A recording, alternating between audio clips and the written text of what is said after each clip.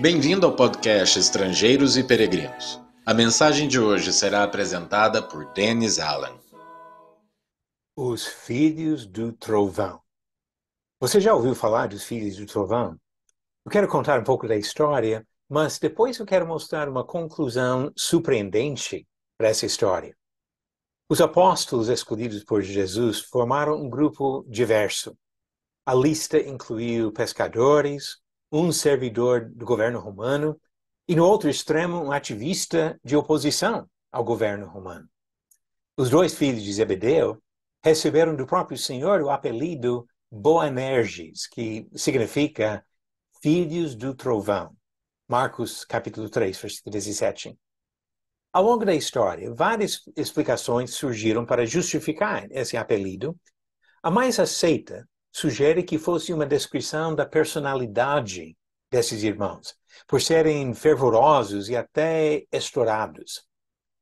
O registro bíblico que mais apoia essa interpretação aparece em Lucas.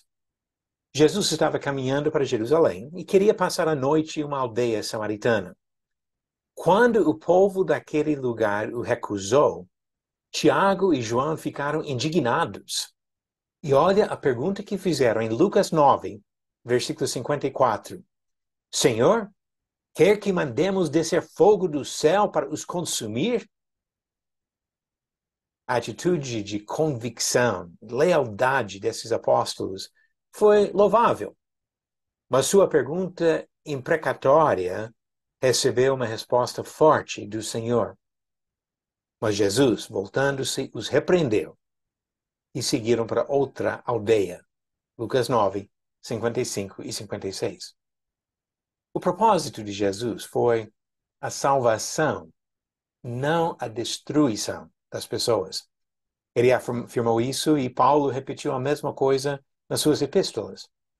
Jesus, na sua misericórdia, ainda daria oportunidade para aqueles samaritanos. Quando Jesus se preparou para voltar ao céu, ele falou do trabalho a ser realizado pelos apóstolos. Ele disse, em Atos 1, versículo 8, serão minhas testemunhas, tanto em Jerusalém como em toda a Judeia e Samaria e até os confins da terra. A cidade de Samaria recebeu destaque quando Filipe levou o evangelho para aquele povo, em Atos 8, a partir do versículo 5. Mas a indignação de Tiago e João havia se manifestado em outro local, não na cidade principal, mas numa aldeia da região. Quando continuamos lendo a história, encontramos um fato interessante que ilustra o poder de Deus para oferecer a salvação aos perdidos.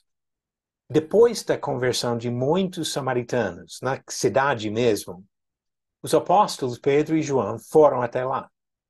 Ficaram algum tempo com Filipe e os recém-convertidos, antes de voltar para Jerusalém. Atos 8, versículo 25, diz que no caminho de volta, eles evangelizavam muitas aldeias dos samaritanos. João, um dos filhos de Zebedeu, o mesmo apóstolo que queria chamar fogo do céu para destruir uma das aldeias dos samaritanos, voltou para evangelizar na mesma região, talvez na mesma aldeia.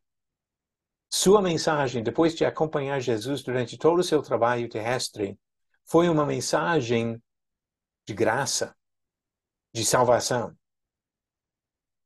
Por causa da grande ênfase no tema do amor nos seus escritos, João ganhou outro apelido. Ele é conhecido como o apóstolo do amor.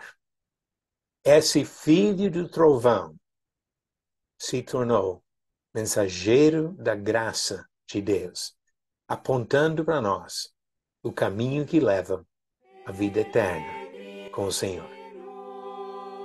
Obrigado por nos acompanhar nessa jornada pelas Escrituras. Volte amanhã para ouvir mais uma mensagem do podcast Estrangeiros e Peregrinos.